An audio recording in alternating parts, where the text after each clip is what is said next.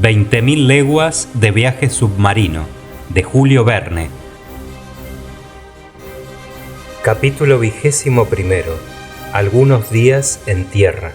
Al tocar en tierra quedé vivamente impresionado, mientras que Ned Land, por su parte, golpeaba el suelo con el pie, cual si de él quisiera tomar posesión. No hacía, sin embargo, más que 2 meses que éramos, según expresión del capitán Nemo, los pasajeros del Nautilus, es decir, en realidad, sus prisioneros. En algunos minutos estuvimos a tiro de fusil de la costa. El suelo era casi exclusivamente madrepórico, pero ciertos cauces de torrentes enjutos, sembrados de restos graníticos, demostraban que la isla era debida a una formación primordial. Todo el horizonte estaba velado por una cortina de selvas admirables, con árboles enormes, cuya altura llegaba a veces a 200 pies y que se enlazaban unos con otros por medio de guirnaldas de bejucos, verdaderas hamacas naturales, mecidas por una ligera brisa. Allí había mimosas, nopales, casuarinas, teques, hibiscos, péndanos, palmeras mezcladas en profusión, y al abrigo de su verde dosel y al pie de su gigantesco tallo crecían las orquídeas, las leguminosas y los helechos.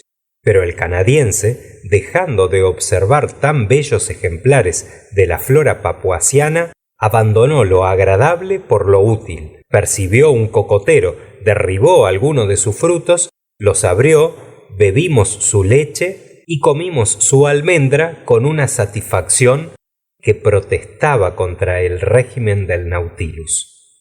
«Excelente», decía Ned Land. «Exquisito», respondía Consejo. «Y yo no creo», dijo el arponero, «que el capitán Nemo se oponga a que introduzcamos un cargamento de cocos a bordo». «No lo creo», respondí, «pero no querrá catarlos». «Peor para él», dijo Consejo. «Y mejor para nosotros», respondió Ned Land. «Así tocaremos a más». «Solo una palabra, señor Land», dije al arponero, que se disponía a desbastar otro cocotero. «El coco es una cosa buena, pero antes de llenar la canoa me parece prudente reconocer si la isla produce alguna sustancia no menos útil. Las verduras frescas serían bien recibidas en la cocina del Nautilus». «El señor tiene razón», respondió Consejo, «y propongo reservar 3 sitios en nuestra embarcación, uno para las frutas, otro para las verduras y el tercero para la caza, de la cual no he visto aún la menor muestra». «Consejo, no debemos desesperar de nada», respondió el canadiense. «Continuemos, pues, nuestra excursión», repliqué, «pero estemos en guardia, porque, si bien la isla parece inhabitada, pudiera encerrar algunos individuos menos delicados que nosotros sobre la naturaleza de la caza». exclamó Ned Land con un movimiento de quijadas muy significativo. «¿Qué os pasa, Ned?», dijo Consejo. «A fe mía», respondió el arponero, «que comienzo a comprender los encantos de la antropofagia». Ned, ¿qué decís?», replicó Consejo. «¿Vos, antropófago? Entonces no estamos seguros, y yo, que duermo en el mismo camarote, me despertaré un día medio comido». «Amigo Consejo, me gustáis mucho, pero no tanto para comeros sin necesidad». «No me fío», respondió Consejo. «A cazar no hay más remedio que hacerlo para satisfacer a este caníbal, porque si no, la mejor de las mañanas no hallará el señor más que pedazos de criado para servirle». Mientras se seguía esta conversación, penetrábamos bajo las sombrías bóvedas de la selva, y durante 2 horas la recorrimos en todos sentidos.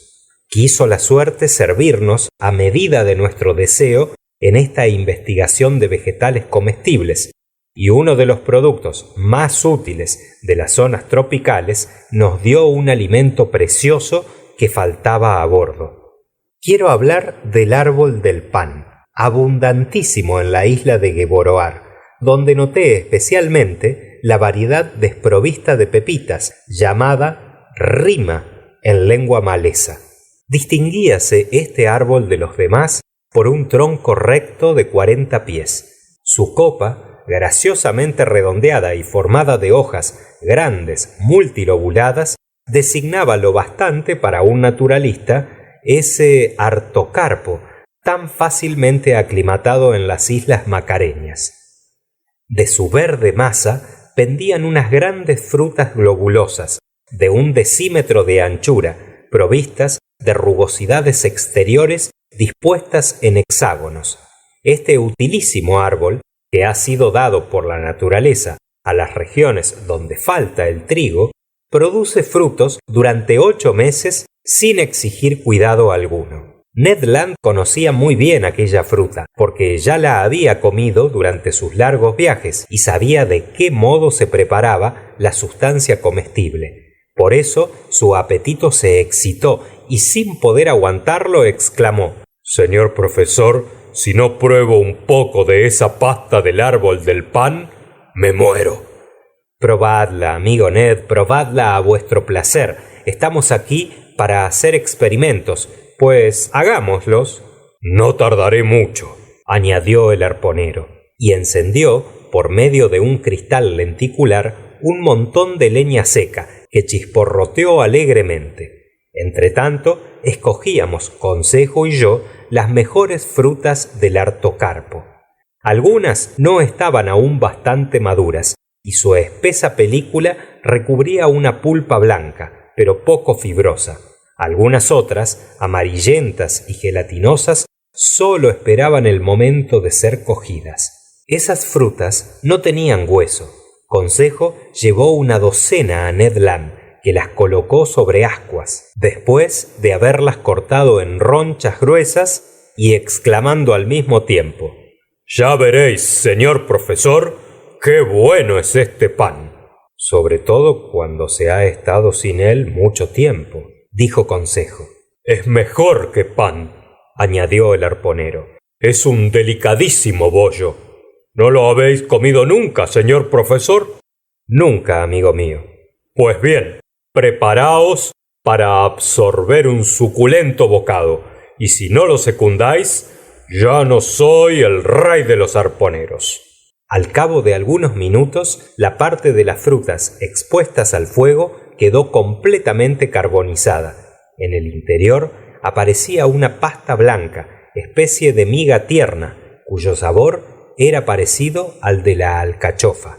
Debo confesar que aquel pan era excelente y lo comí con extraordinario gusto.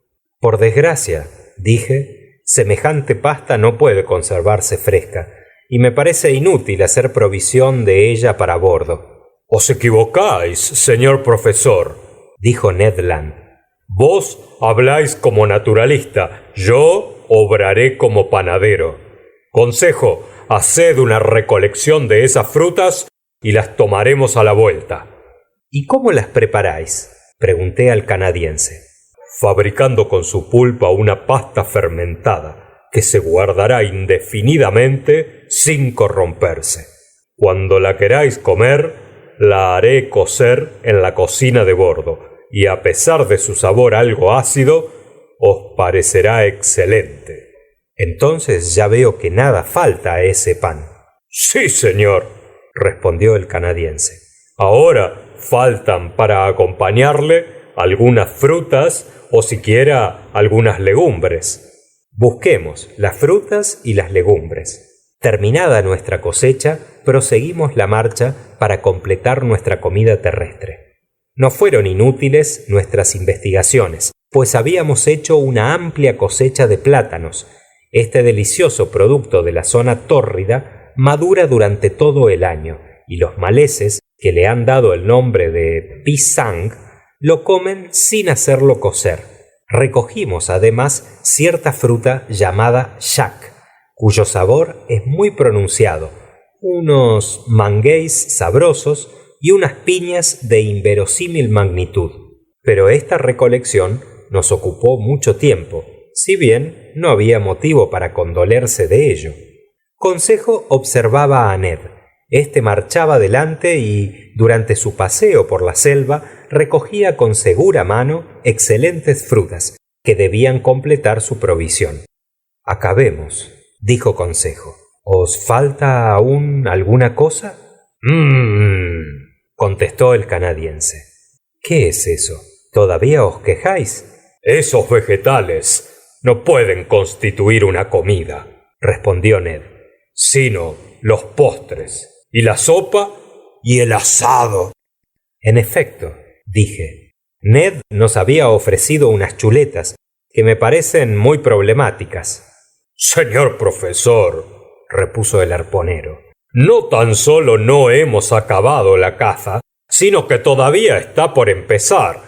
Paciencia, ya encontraremos algún animal de pluma o pelo, si no en un paraje, en otro.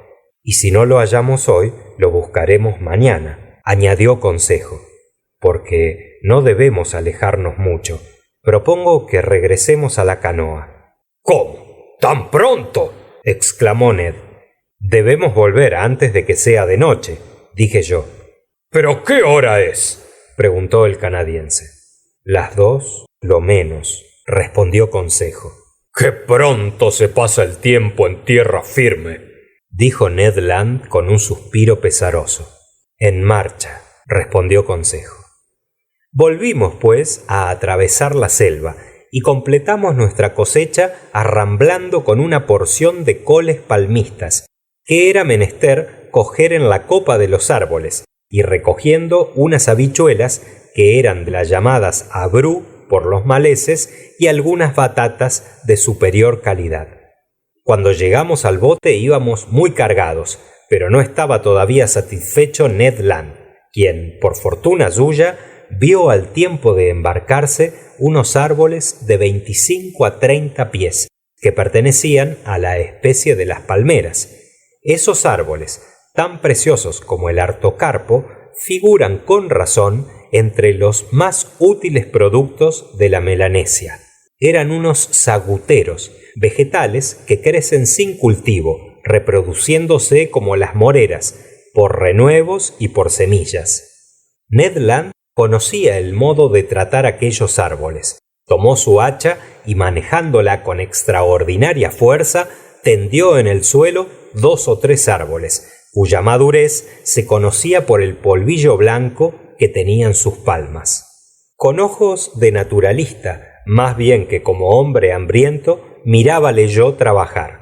Comenzó por levantar en cada tronco una tira de corteza, del grueso de 1 pulgada, debajo de la cual existía un tejido de fibras prolongadas, formando complicados nudos y masticadas por una especie de harina gomosa. Esta harina era el sagú, sustancia comestible que sirve principalmente para la alimentación de las poblaciones de la Melanesia. Ned Land se contentó por entonces con cortar los troncos en pedazos, como si se tratase de leña, reservándose extraer más tarde la harina, colarla por un tejido para separar los ligamentos fibrosos, hacer evaporar la humedad al sol y dejarla endurecer en moldes. Por último, a las 5 de la tarde, cargados con todas aquellas riquezas, abandonábamos la playa y media hora después llegábamos al Nautilus. Nadie salió a nuestro encuentro. El enorme cilindro de hierro parecía desierto. Una vez embarcadas las provisiones, me fui a mi cámara, donde encontré la cena lista. Comí y me dormí. Al siguiente día, 6 de enero, nada ocurría de nuevo a bordo. No se escuchaba el más mínimo ruido en el interior, ni había señal alguna de vida. El bote había permanecido en el sitio mismo donde lo habíamos dejado. Resolvimos volver a la isla de Gueboroar. Ned Land esperaba ser más afortunado que la víspera en cuanto a caza y quería visitar otra parte de la selva. Al salir el sol ya estábamos en marcha. La embarcación, impelida por el oleaje, alcanzó la isla en pocos instantes. Desembarcamos y, creyendo que era mejor guiarnos por el instinto del arponero, seguimos a Ned Land, cuyas largas piernas amenazaban dejarnos atrás. Ned Land siguió la costa hacia el oeste y después, vadeando algunos arroyos, alcanzó la alta llanura, embellecida con admirables bosques. Algunas arbelas, del género martín pescador, andaban por las orillas de las corrientes, pero no se dejaban acercar. Su circunspección me demostró que aquellos volátiles sabían ya a qué atenerse acerca de los bípedos de nuestra especie, y deduje que, si la isla no estaba habitada, era frecuentada al menos por seres humanos. Después de haber cruzado una pradera bastante frondosa, llegamos a la linde de un bosquecillo, animado por el canto y el vuelo de muchos pájaros. Todavía no se ven más que pájaros, dijo Consejo. Pero los hay comestibles, respondió el arponero. No, por cierto, amigo Ned, replicó Consejo, porque yo no veo más que papagayos. Amigo Consejo, respondió gravemente Ned, el papagayo es el faisán de los que no tienen otra cosa que comer. Y añadiré, decía yo, que esa ave convenientemente aderezada bien merece un golpe de tenedor. En efecto, bajo el frondoso follaje de aquel bosque saltaba de rama en rama todo un mundo de papagayos, que sólo esperaban una educación más esmerada para hablar la lengua humana. Por el momento chacharreaban en compañía de unas cotorras de todos colores y de graves guacamayos, que parecían meditar algún problema filosófico, mientras que unos loros de color encarnado brillante pasaban cual un trozo de estambre llevados por la brisa. En medio de unos calaos de ruidoso vuelo, unos papúas teñidos con los matices azules más finos y toda una variedad de volátiles lindísimos, pero generalmente poco comestibles. Sin embargo, faltaba en esta colección un ave peculiar de aquellas tierras y que nunca ha salido de los límites de las islas de Arrú y de la Papuasia, pero la suerte había decidido que no tardara en admirarlo. Después de haber atravesado un tallar de mediana frondosidad, habíamos salido a un llano obstruido por zarzales. Entonces reparé que se levantaban unas aves magníficas, que la disposición de sus plumas obligaba a dirigirse contra el viento. Su vuelo ondulado, la gracia de sus aéreos giros, lo tornasolado de sus colores, atraían y recreaban la vista. No me costó trabajo reconocerlos. ¡Aves del paraíso!, exclamé. Orden de los páceres, sección de los clistómoros, respondió Consejo. ¿Familia de las perdices?, preguntó Ned Land. No lo creo, señor Land, pero cuento con vuestra destreza para coger uno de esos encantadores productos de la naturaleza tropical. Lo intentaré, señor profesor, aunque estoy más acostumbrado al arpón que a la escopeta. Los naturales de aquel país, que hacen mucho comercio de estos pájaros con los chinos, tienen para cogerlos diferentes medios que no podíamos emplear. Unas veces disponen lazos en las copas de los árboles elevados, donde las aves del paraíso habitan con preferencia. Otras veces los cogen con una liga tenaz que paraliza sus movimientos. Hasta suelen envenenar las fuentes donde van a beber.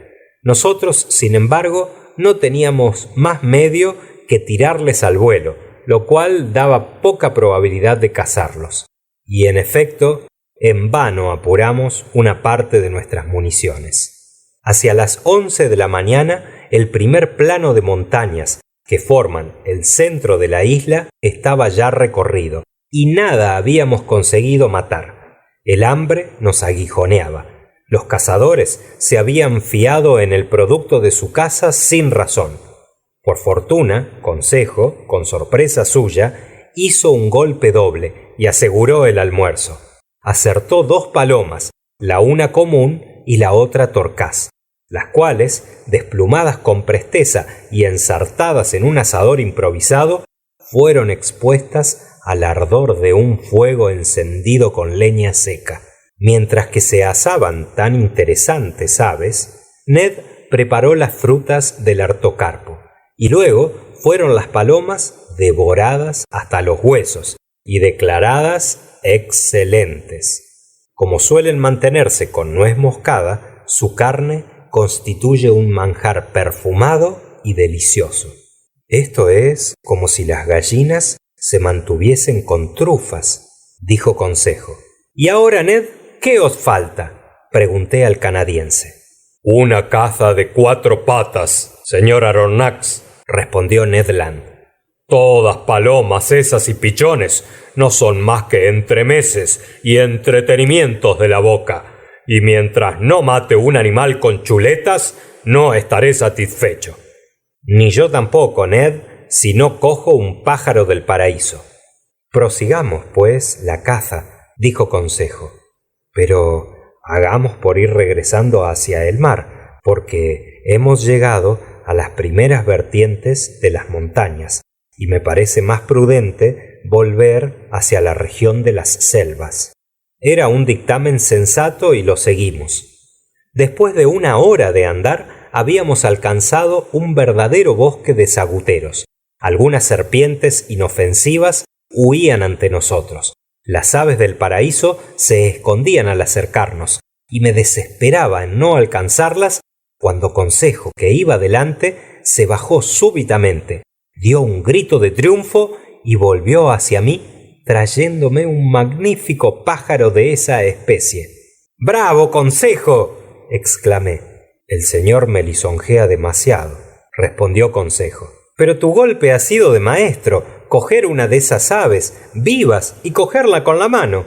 Si el señor quiere examinarla de cerca, verá que no me ha costado mucho trabajo. ¿Y por qué? Porque ese pájaro está embriagado. ¿Embriagado?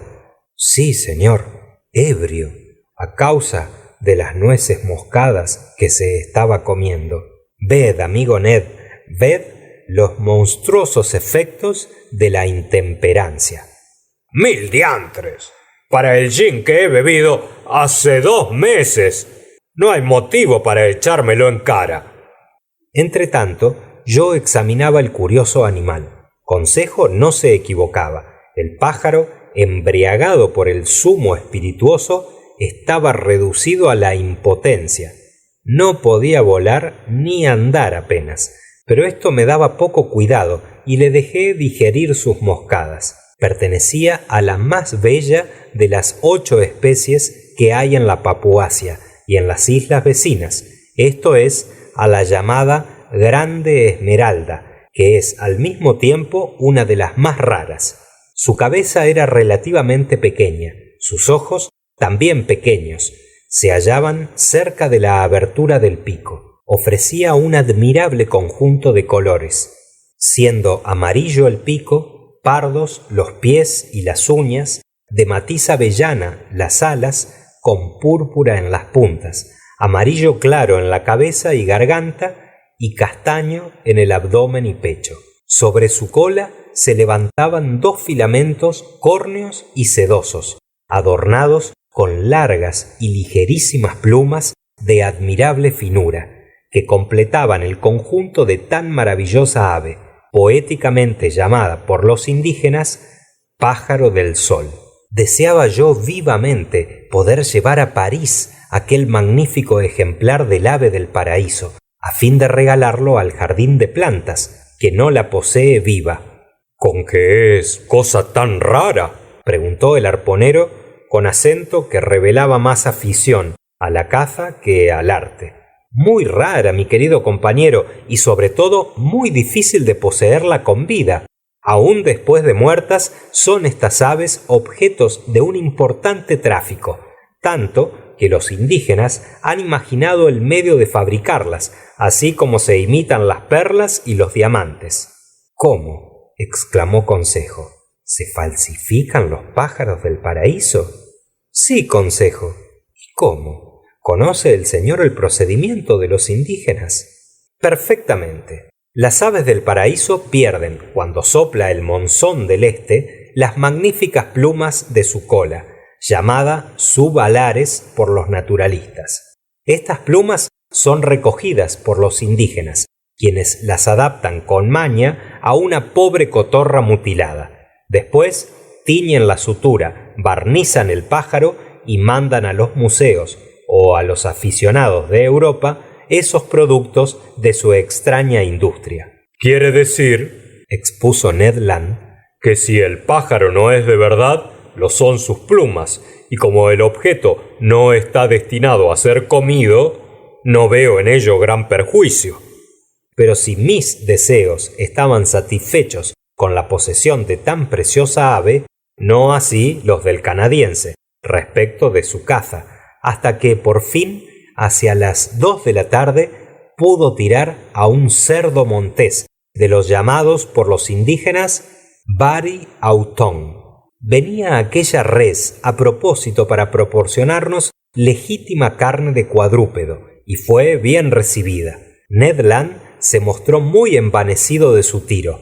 El cerdo, alcanzado por la bala eléctrica, cayó muerto en el acto. El canadiense lo abrió y despojó de las entrañas, sacando media docena de costillas que debían suministrarnos una excelente cena. Después se prosiguió la caza, en la cual todavía debían distinguirse por sus hazañas Ned Land y Consejo.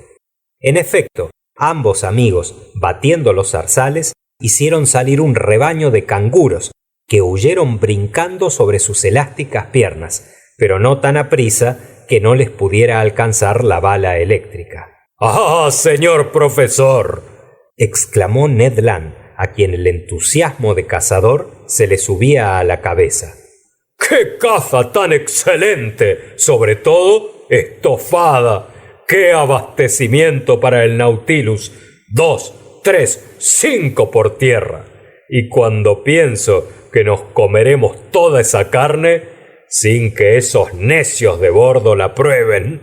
Creo que en el exceso de su alegría el canadiense, a no haber hablado tanto, hubiera acabado con todo el rebaño, pero se satisfizo con una docena de aquellos interesantes marsupiales, que constituyen el primer orden de los mamíferos aplacentarios, según nos dijo Consejo.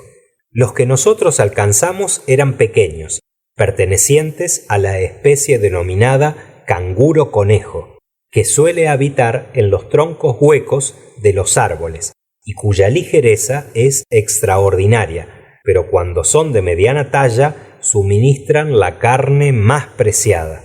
Estábamos muy satisfechos de los resultados de nuestra caza. El alegre Ned se proponía volver al siguiente día para despoblar la isla de todos los cuadrúpedos comestibles, pero no contaba con los sucesos que habían de sobrevenir. A las 6 de la tarde habíamos regresado a la playa y el bote se encontraba en el mismo sitio, mientras que el Nautilus, semejante a un prolongado escollo, sobresalía de las aguas a unas 2000 millas de la costa. Ned Land, sin más tardanza, se ocupó de la comida. Era muy entendido en aquella especie de cocina, y las costillas de Bari Autón, asadas sobre las ascuas, esparcieron muy pronto un olor delicioso que perfumó la atmósfera. Me dejé vencer entonces por la misma inclinación que el canadiense y me puse extasiado a contemplar el apetitoso asado de cerdo fresco. Que esto me sea dispensado, como yo se lo dispensé a Maese Land, y por iguales motivos. Por último, la comida fue excelente, completándola 2 pichones torcaces. La pasta de sagú, el pan del artocarpo, algunos manguéis, media docena de piñas y el licor fermentado de ciertas nueces de coco nos comunicaron risueña alegría, y hasta creo que las ideas de mis compañeros no eran todo lo lúcidas que fuera de desear. Mejor haríamos en no volver esta noche al Nautilus, dijo Consejo. Mejor haríamos en no volver jamás, añadió Ned Land. En aquel momento cayó una piedra a nuestros pies. dejando cortada la proposición del arponero. Fin del capítulo 21. Capítulo 22. Los rayos del capitán Nemo. Volvimos la vista hacia el bosque sin levantarnos, quedando mi mano parada en su movimiento hacia la boca, aunque no la de Ned Land, que terminó su evolución. Una piedra no cae del cielo, dijo Consejo, porque entonces merecería el nombre de aerolito. Otra piedra redondeada que se llevó de entre las manos de Consejo una sabrosa pierna de pichón corroboró todavía más sus observaciones. Levantados los tres, con la escopeta al hombro, estábamos dispuestos a repeler todo ataque. ¿Son monos?, preguntó Ned Land. Casi lo mismo, respondió Consejo, porque son salvajes. ¡Al bote!, dije encaminándome hacia el mar. No había más remedio que emprender la retirada, porque unos 20 indígenas, armados con arcos y flechas, aparecían sobre el lindero de un tallar que a los 100 pasos nos ocultaba el horizonte de la derecha. Nuestra canoa estaba a 10 toesas de nosotros. Los salvajes se aproximaban sin correr, pero prodigaban las más hostiles demostraciones, enviándonos una lluvia de piedras y de flechas. Ned Land no había querido abandonar sus provisiones, y a pesar de la inminencia del peligro, tirando del cerdo por un lado y de sus canguros por el otro, escapaba con la posible celeridad. En 2 minutos estuvimos sobre el bote. Cargar los víveres, echarle mar afuera, armar los remos, cosa fue de un momento. No habíamos ganado 2 cables de distancia cuando 100 salvajes, aullando y gesticulando, entraron en el agua hasta la cintura. Yo miré si su aparición atraería a la plataforma del Nautilus algunos hombres, pero no, el enorme mecanismo permanecía absolutamente desierto. 20 minutos más tarde subíamos a bordo. Las escotillas estaban abiertas. Después de haber amarrado el bote, entramos en el interior del Nautilus. Descendí al salón, donde se oían algunos preludios armónicos. Allí estaba el capitán Nemo, delante de su órgano, sumido en un éxtasis musical. «Capitán», le dije. No me oyó. «Capitán», repetí tocándole con la mano. Se estremeció y exclamó volviéndose: «Ah, sois vos, señor profesor. Y bien, ¿habéis hecho buena caza? ¿Habéis herborizado con suerte?» «Sí, capitán», respondí. «Mas, por desgracia, hemos atraído una tropa de bípedos, cuya vecindad me parecía peligrosa». «¿Qué bípedos?» «Unos salvajes». «¿Salvajes?», dijo el capitán con acento irónico. «¿Y os asombráis de hallar salvajes en esa tierra donde habéis puesto el pie? ¿Y dónde no los hay? ¿Y son peores que los otros esos a quienes habéis encontrado?» «Pero, capitán». «Yo los he visto en todas partes, señor profesor». «Pues bien, si no los queréis ver a bordo del Nautilus, haréis perfectamente en tomar algunas precauciones». «Tranquilizaos, señor profesor. No hay motivo de preocupación». «Pero esos indígenas son numerosos». «¿Cuántos habéis contado?» «Lo menos 100». «Señor Aronnax», respondió el capitán Nemo, cuyos dedos se aplicaron de nuevo sobre el teclado, «aun cuando todos los salvajes de la Papuasia estuviesen reunidos en esa playa, nada tendría que recelar de ellos el Nautilus». Los dedos del capitán recorrían entonces sobre el teclado y reparé que sólo tocaba sobre las teclas negras, lo cual daba a sus melodías un colorido esencialmente escocés. Olvidó luego mi presencia y quedó sumido en una meditación que no traté de disipar. Volví a la plataforma, era ya de noche, porque en aquella latitud el sol se pone rápidamente y sin crepúsculo. La isla de Gueboroar ya no se divisaba sino confusamente, pero numerosas hogueras encendidas en la playa atestiguaban que los indígenas no trataban de abandonarla. Durante algunas horas estuve solo, ora pensando en aquellos salvajes sin temerlos, porque participaba de la confianza del impertérrito capitán, ora olvidándolos para admirar los esplendores de aquella noche tropical. Mis recuerdos iban hacia la Francia, siguiendo las estrellas zodiacales que dentro de algunas horas debían alcanzar sus horizontes. La luna resplandecía en medio de las constelaciones del cénit. Recordé entonces que este fiel y complaciente satélite debía volver 2 días después para levantar las aguas y sacar el Nautilus de su engarce de coral. A medianoche, viendo que todo estaba quieto, lo mismo sobre las aguas sombrías que bajo los árboles de la playa, entré en mi camarote y me dormí apaciblemente. Pasó la noche sin novedad. Los salvajes se espantaban sin duda ante la vista sola del monstruo varado en la bahía, porque, si no, las escotillas que estaban abiertas hubieran podido proporcionarles fácil entrada. A las 6 de la mañana, 8 de enero, subí a la plataforma. Las sombras de la noche eran disipadas por los albores de la mañana. La isla ostentó luego entre las disipadas brumas primero sus playas y sus cumbres después. Los indígenas seguían permaneciendo allí más numerosos que la víspera, unos 500 a 600, y aprovechándose algunos de la marea baja, se habían adelantado por los arrecifes a menos de 2 cables del Nautilus.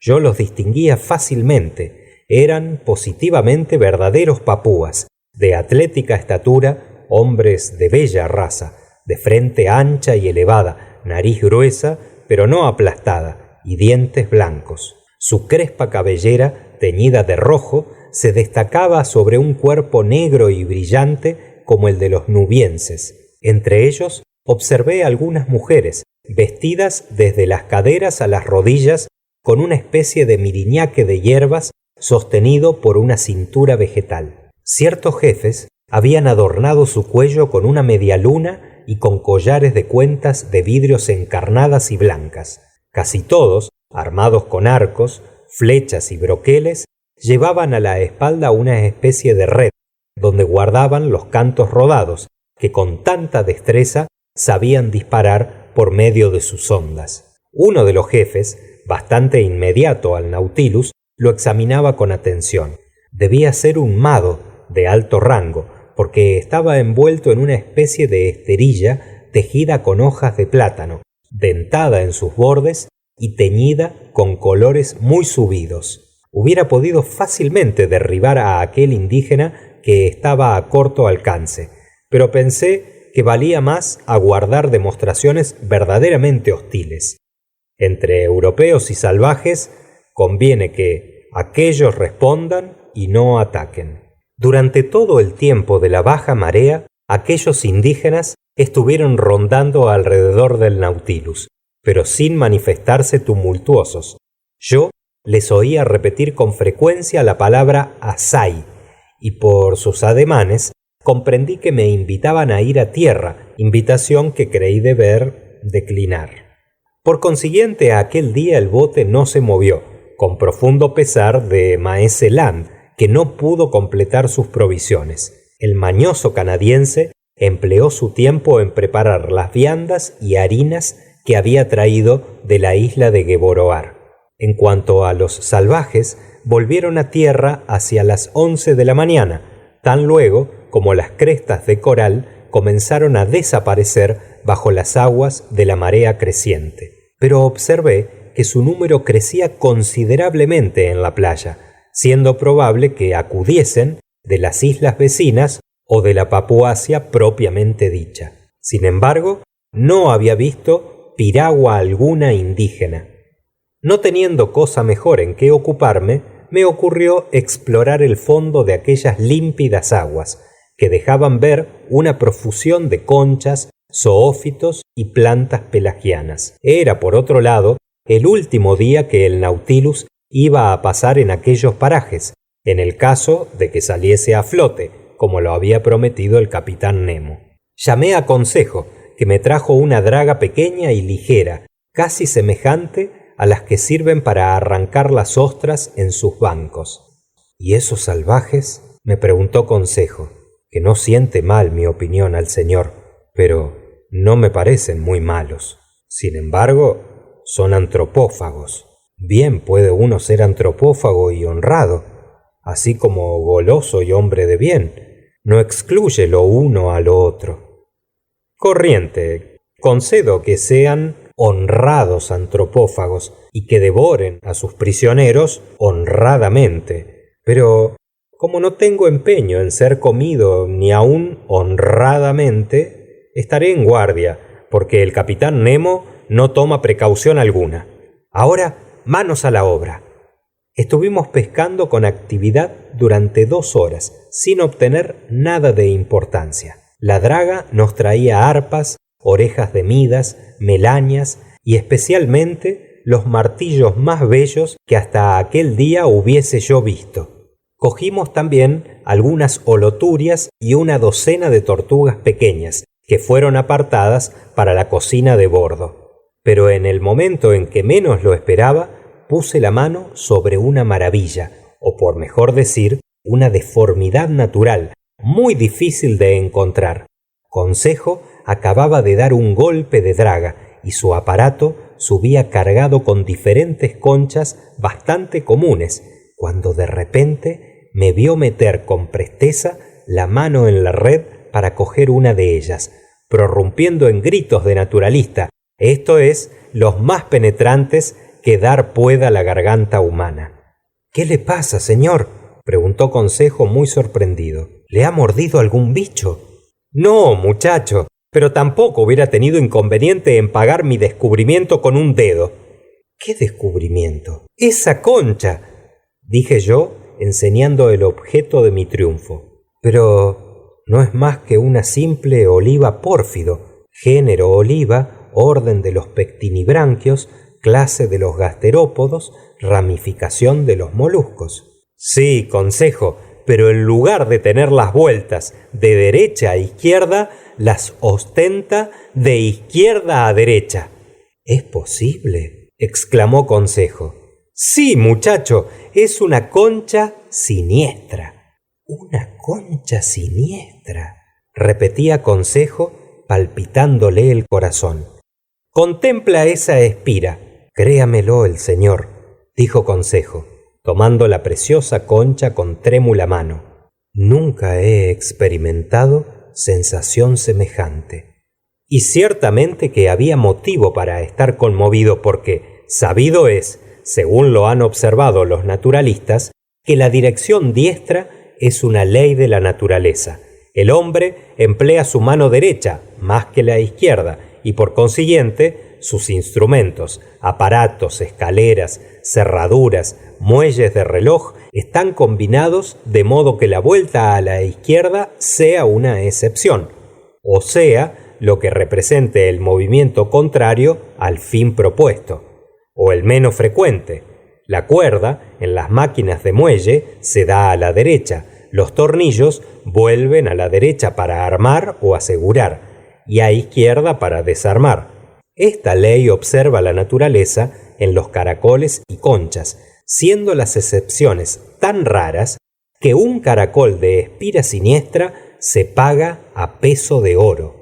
Consejo y yo estábamos absortos en la contemplación de nuestro tesoro y me proponía enriquecer el museo cuando una piedra, desgraciadamente despedida por un indígena, vino a destrozar el precioso objeto en las manos mismas de Consejo. Di un grito desesperado. Consejo agarró la escopeta y apuntó a un salvaje que mecía su honda a 10 metros de distancia. Quise detener la acción de mi criado, pero el tiro salió y la bala destrozó el brazalete de amuletos que colgaba en el brazo del indígena. ¡Consejo!, exclamé. ¡Consejo! Pero no ve el señor que ese caníbal ha comenzado el ataque, una concha no vale la vida de un hombre, le dije. Ah, bribón, dijo Consejo, mejor hubiera querido que me hubiese roto el brazo. Consejo era sincero, pero yo no participaba de su opinión. Entretanto, la situación había cambiado, y sin que lo hubiésemos apercibido antes, nos vimos rodeados por unas 20 piraguas, fabricadas con troncos de árboles, largas, estrechas, bien combinadas para la marcha y equilibradas por medio de un doble balancín de bambús que flotaba en la superficie del agua. Manejábanlas diestros remeros medio desnudos, y no dejé de tener inquietud al verlas avanzar. Era evidente que aquellos salvajes habían tenido ya relaciones con los europeos y que conocían sus buques. Pero, ¿qué debían pensar de un prolongado cilindro de hierro sin mástiles ni chimenea? Nada bueno, porque habían comenzado por mantenerse a una distancia respetuosa. Viendo, sin embargo, que permanecía quieto, iban cobrando confianza y trataban de familiarizarse con él, lo cual debíamos impedir. Nuestras armas, sin detonación, no podían producir más que un efecto mediano sobre aquellos indígenas, que sólo respetan los mecanismos ruidosos. El rayo, sin el estrépito del trueno, espantaría poco a los hombres, por más que el peligro esté en el relámpago y no en el ruido. En aquel momento las piraguas vinieron más cerca del Nautilus, y cayó sobre éste una nube de flechas. «Diantre, cómo graniza», dijo Consejo. «Y quién sabe si el granizo estará emponzoñado». «Hay que avisar al capitán Nemo», dije entrando por la escotilla. Bajé al salón, no encontré a nadie. Llamé a la puerta del capitán. «Adelante», me respondieron. Entré y vi que el jefe estaba embebido en un cálculo, donde no faltaban las X y otros signos algebraicos. ¿Incomodo?, pregunté por urbanidad.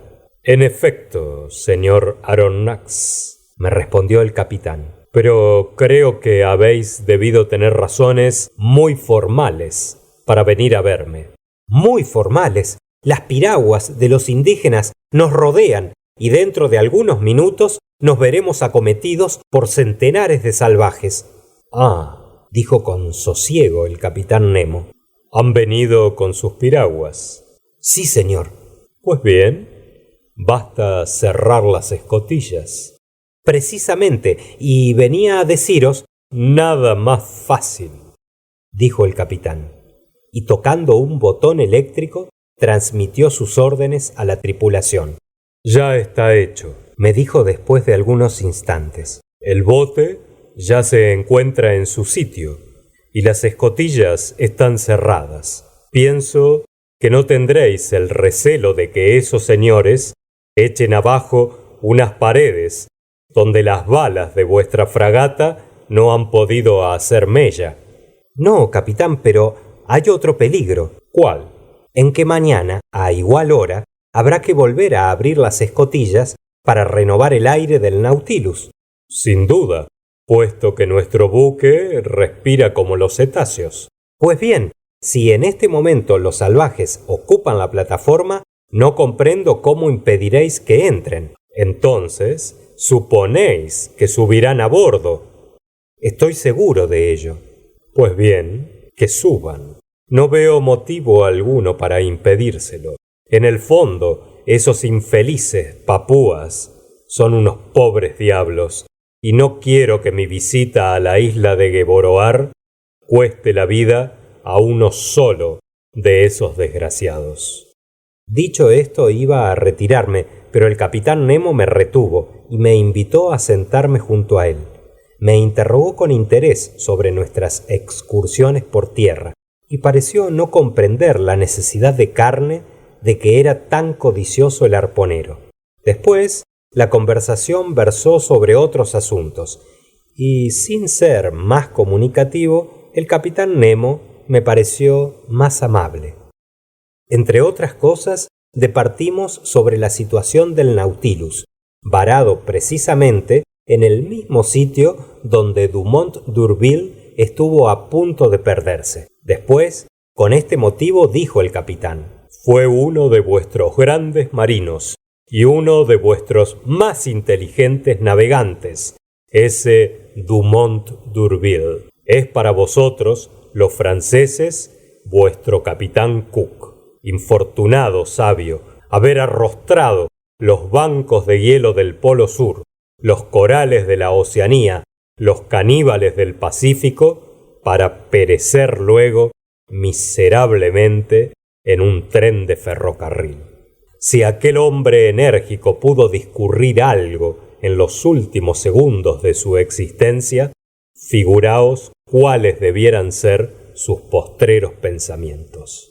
Al hablar así, el capitán Nemo parecía estar conmovido, lo cual consigno para hacerle alguna concesión sobre el carácter que le atribuíamos. Después estuvimos recorriendo sobre el mapa los trabajos del navegante francés, sus viajes de circunnavegación, su doble exploración al Polo Sur, en la cual descubrió las tierras Amelia y Luis Felipe, y por último sus trazados hidrográficos en las principales islas de la Oceanía. Lo que Dumont d'Urville ha hecho en la superficie de los mares, me dijo el capitán Nemo, lo he practicado yo en el interior del océano, y más completa y fácilmente en él. El Astrolabio y la Celosa, naves incesantemente entregadas a los embates de los huracanes, no podrían competir con el Nautilus, pacífico y realmente sedentario gabinete de trabajo en medio de las aguas.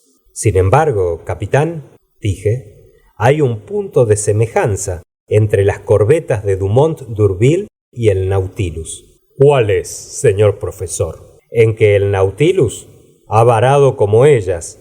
El Nautilus no ha varado, señor profesor, me respondió con frialdad el capitán Nemo. El Nautilus se ha hecho para descansar sobre el fondo de los mares, y los trabajos penosos y las maniobras que hubo de emprender Dumont d'Urville para sacar sus naves a flote no me hacen falta a mí.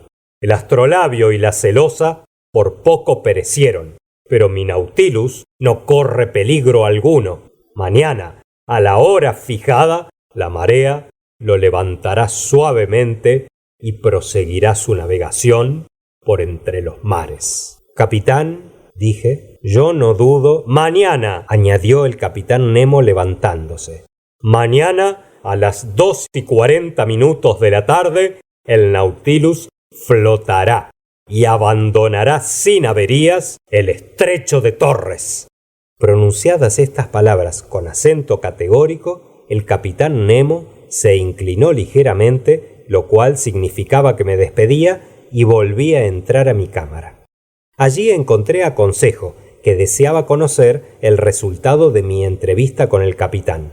Muchacho, dije, cuando le he manifestado mi creencia de que el Nautilus estaba amenazado por los naturales de la Papuasia, el capitán me ha hablado con mucha ironía. Ahora solo me resta decirte que tengas confianza en él y te vayas a dormir en paz. ¿No necesita el señor mis servicios? No, amigo mío. ¿Qué hace Ned Land? Con perdón del señor, respondió Consejo, el amigo Ned está confeccionando un pastel de canguro, que será una maravilla. Me quedé solo. Me acosté, pero dormí bastante mal. Yo sentía el ruido de los salvajes que pataleaban sobre cubierta, prorrumpiendo en gritos desaforados. Así se pasó la noche, sin que la tripulación saliera de su inercia habitual.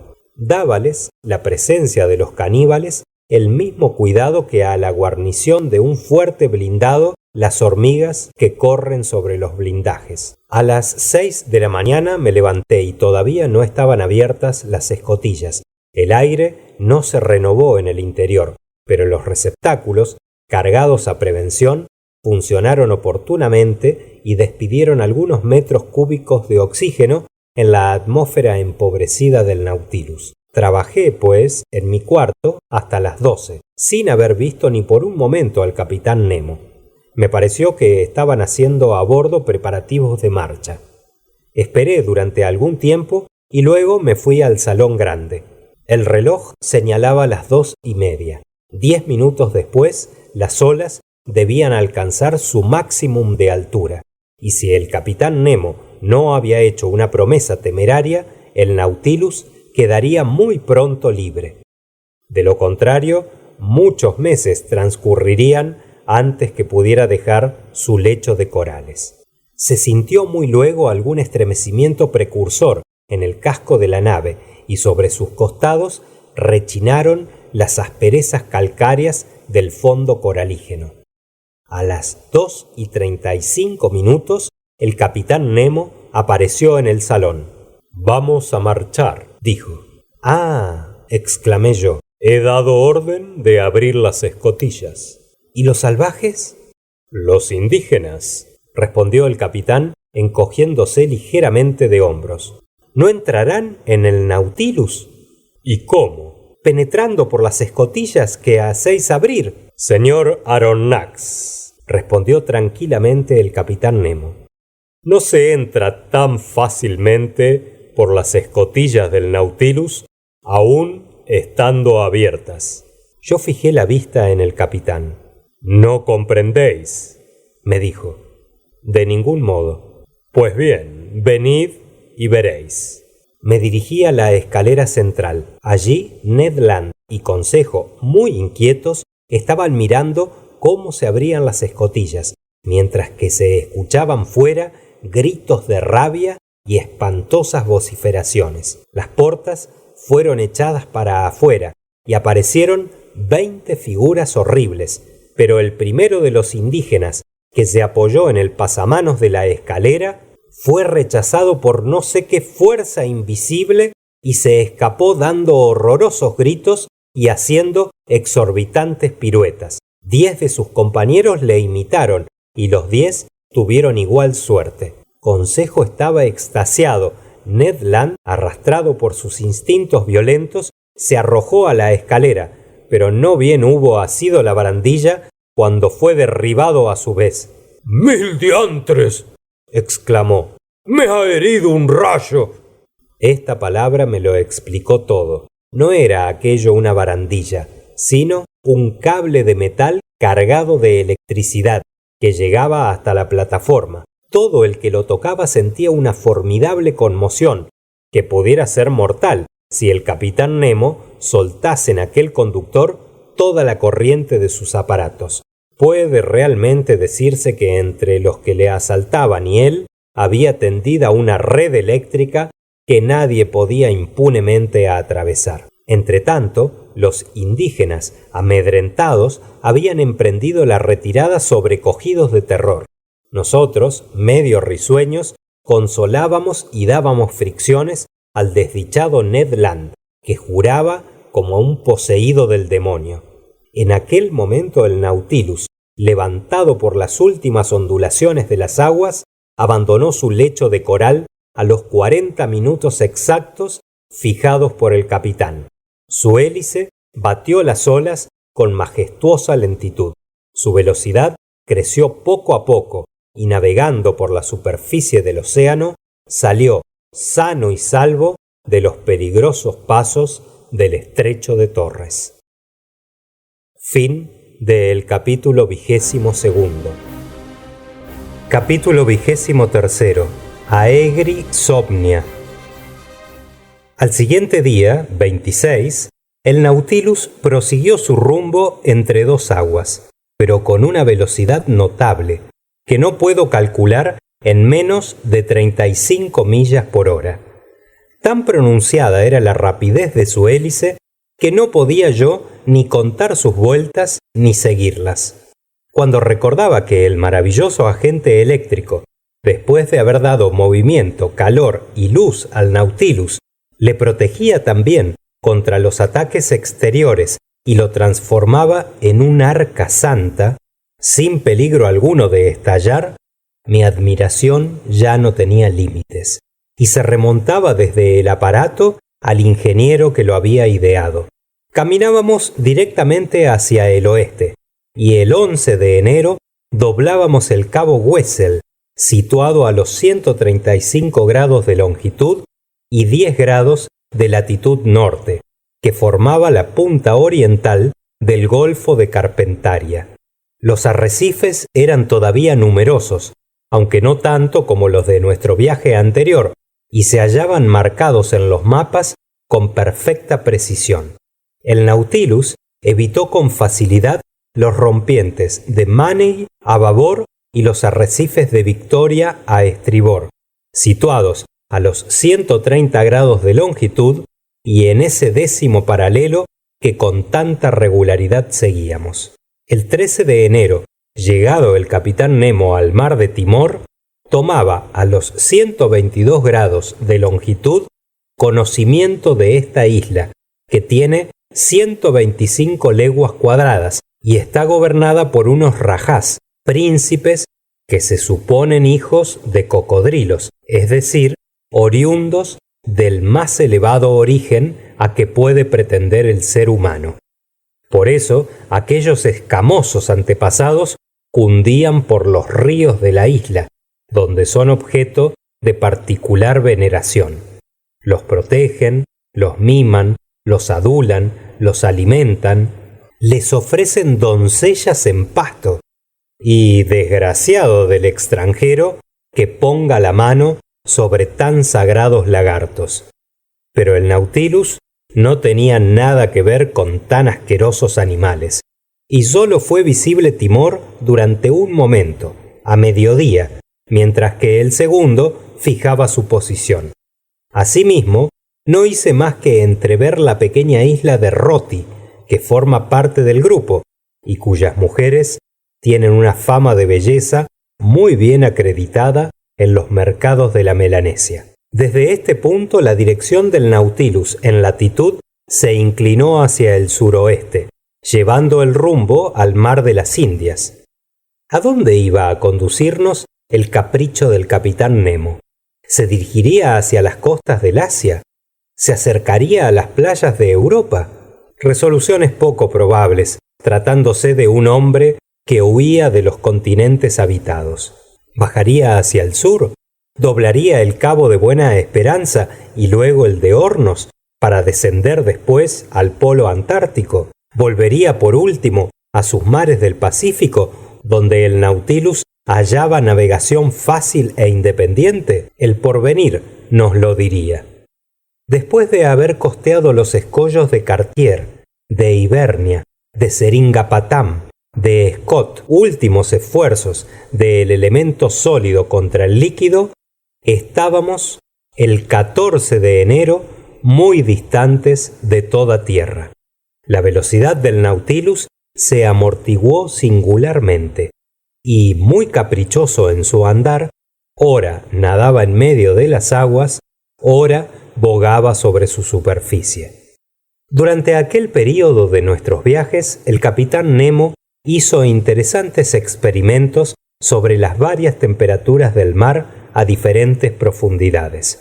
En condiciones ordinarias, estos datos se obtienen por medio de instrumentos bastante complicados, cuyas indicaciones son por lo menos dudosas, ya se trate de sondas termométricas, cuyo cristal se quiebra frecuentemente bajo la presión de las aguas, ya se empleen aparatos fundados en la variación de resistencia de los metales a las corrientes eléctricas. Los resultados obtenidos no pueden comprobarse suficientemente. Por el contrario, el capitán Nemo iba por sí mismo a buscar la temperatura al fondo del mar, y su termómetro, comunicando con las diferentes capas líquidas, le daba inmediatamente y con seguridad el grado apetecido. Así pues, tan pronto sobrecargando sus receptáculos como descendiendo oblicuamente por medio de sus planos inclinados, el Nautilus fue sucesivamente alcanzando profundidades de 3, 4, 5, 7, 9 y 10.000 metros, siendo el definitivo resultado de sus experimentos que el mar ofrece una temperatura permanente de 4,5 grados a la profundidad de 1.000 metros en todas las latitudes. Yo observaba estos experimentos con el interés más vivo, y el capitán Nemo se consagraba a ellos con verdadera pasión. Quería yo a veces atinar el objeto de semejantes observaciones. ¿Sería en provecho de sus semejantes?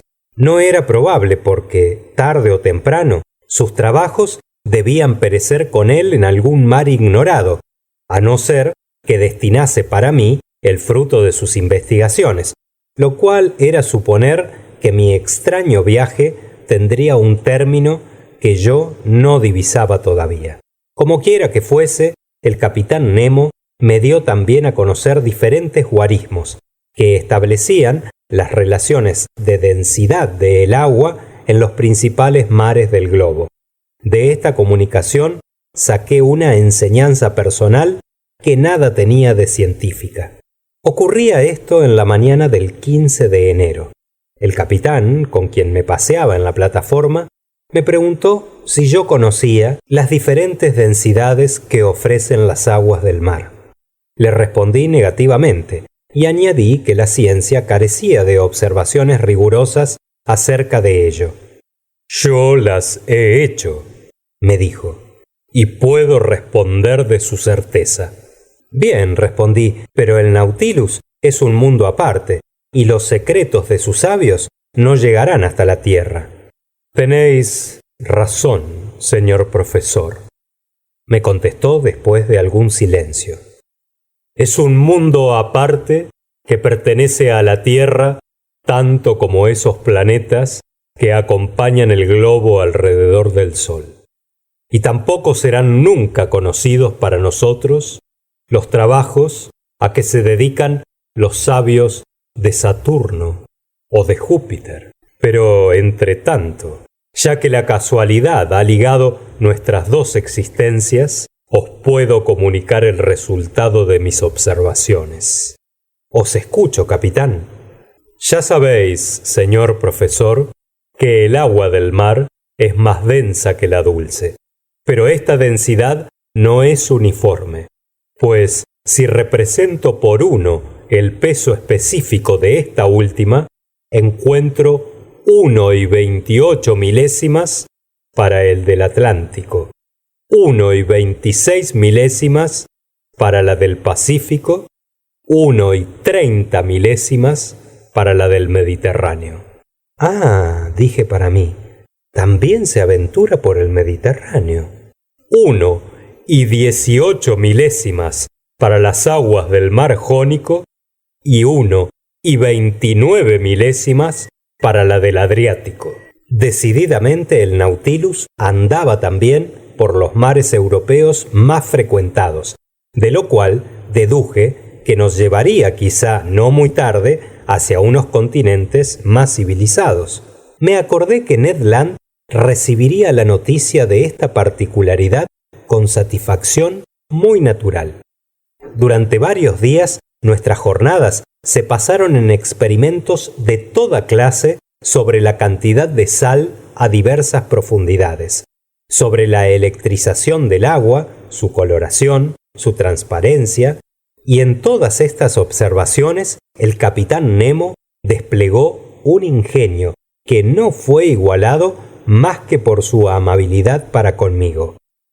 Y después no le volví a ver durante algunos días, quedando como aislado a su bordo. El 16 de enero, el Nautilus se mantenía quieto a algunos metros debajo de la superficie de las aguas. Sus aparatos eléctricos no funcionaban y su hélice, inmóvil, lo dejaba bogar a merced de las corrientes. Supuse que la tripulación se ocupaba de reparaciones interiores exigidas por la violencia de sus movimientos mecánicos. Mi compañero y yo fuimos entonces testigos de un espectáculo curioso. Las ventanas del salón estaban abiertas y como el Nautilus no se hallaba en actividad, reinaba en medio de las aguas una oscuridad vaga. El cielo, tempestuoso y cubierto de espesas nubes, no daba a las primeras capas del océano más que una claridad insuficiente. Observé el estado del mar en estas condiciones y los peces más grandes no aparecían sino como sombras apenas delineadas, cuando el Nautilus se encontró de repente inundado de luz. Creí de pronto que se había encendido el fanal, proyectando su brillo eléctrico por la masa líquida, pero me equivocaba, y después de una observación rápida, reconocí mi error. Flotaba el Nautilus entre una capa fosforescente que en medio de la oscuridad resplandecía mucho. Era producida por millaradas de animalillos luminosos, cuyo brillo crecía al deslizarse sobre el casco metálico del aparato. Se advertían entonces, en medio de las capas luminosas, ciertos relámpagos, cual si fueran chorros de plomo derretido en un horno ardiente, o masas metálicas caldeadas hasta el rojo blanco, de tal suerte que por oposición las porciones luminosas se tornaban oscuras en aquella masa ígnea, de la cual debían estar al parecer desterradas las sombras. No, ya no era aquello la irradiación apacible de nuestro alumbrado eléctrico. Había allí un vigor y un movimiento insólitos. Aquello era una luz viviente.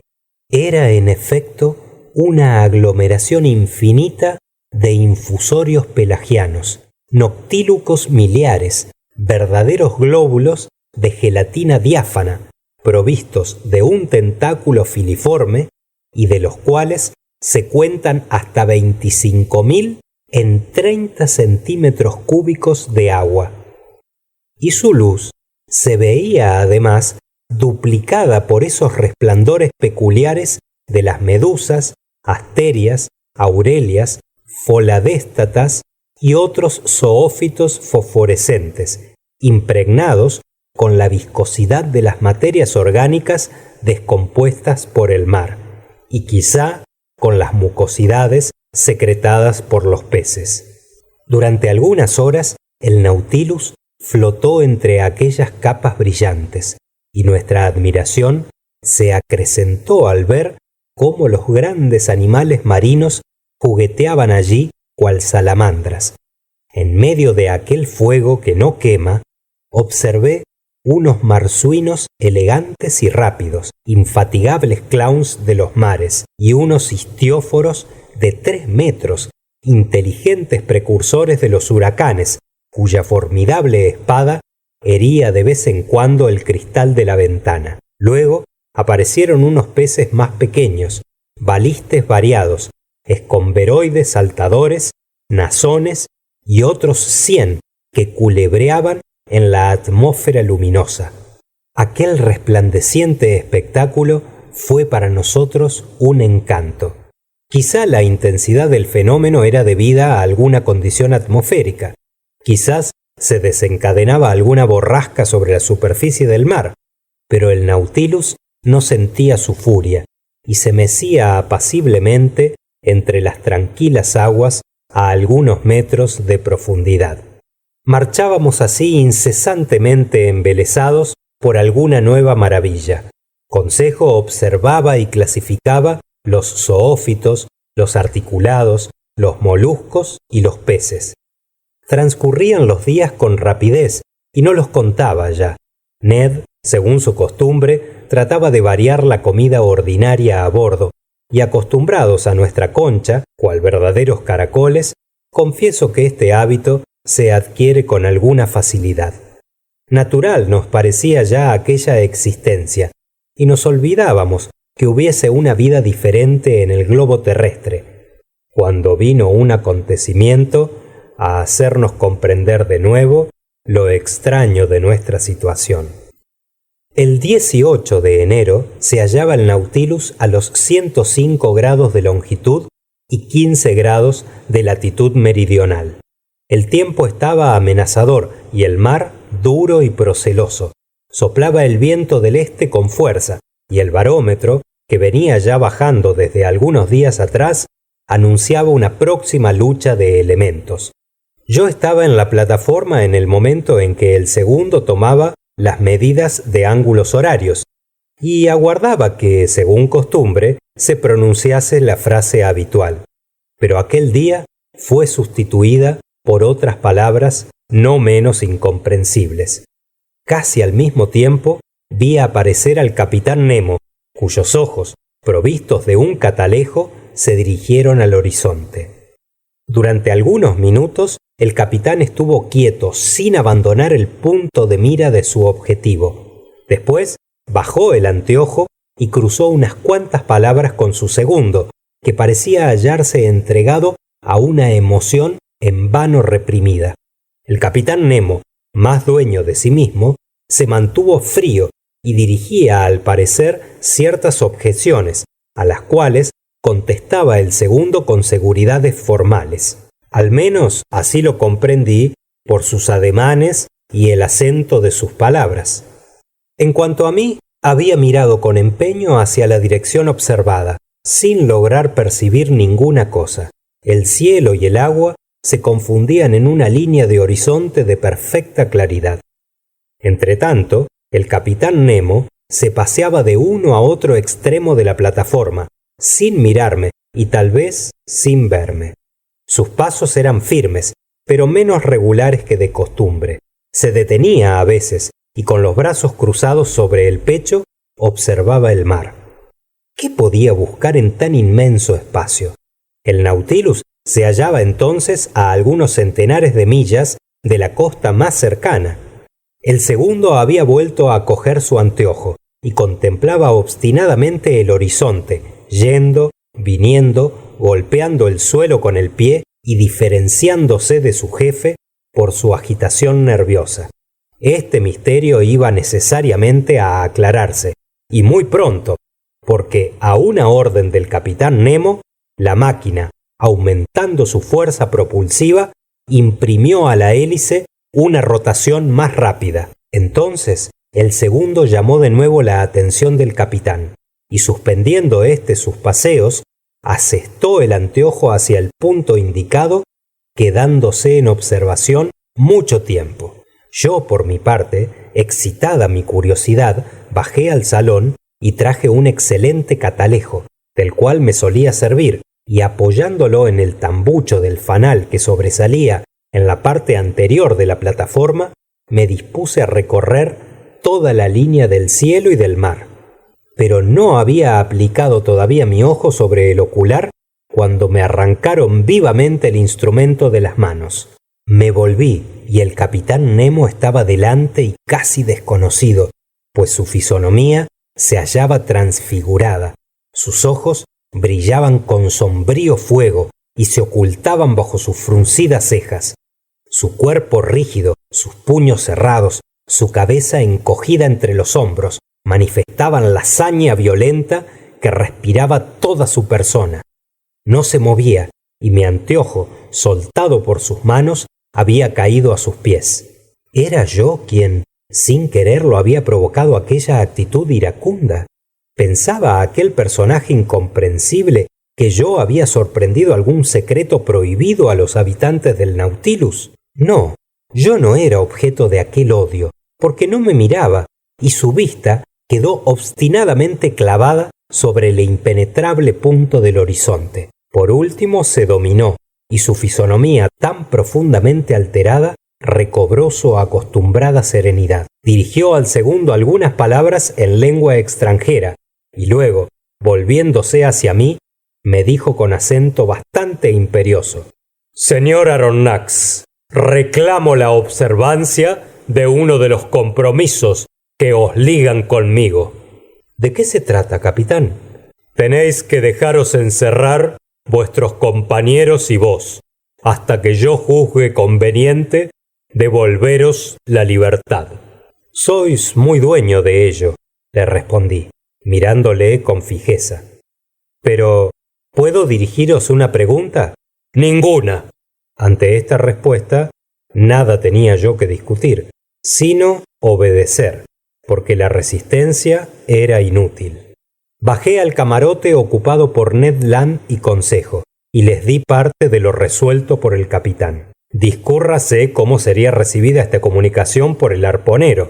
Faltó, por otra parte, el tiempo para explicaciones, porque 4 hombres de la tripulación que nos aguardaban a la puerta nos llevaron a la celda donde habíamos pasado la primera noche a bordo del Nautilus. Ned Land quiso reclamar, pero le cerraron la puerta por toda contestación. ¿Me dirá el señor lo que esto significa?, exclamó Consejo.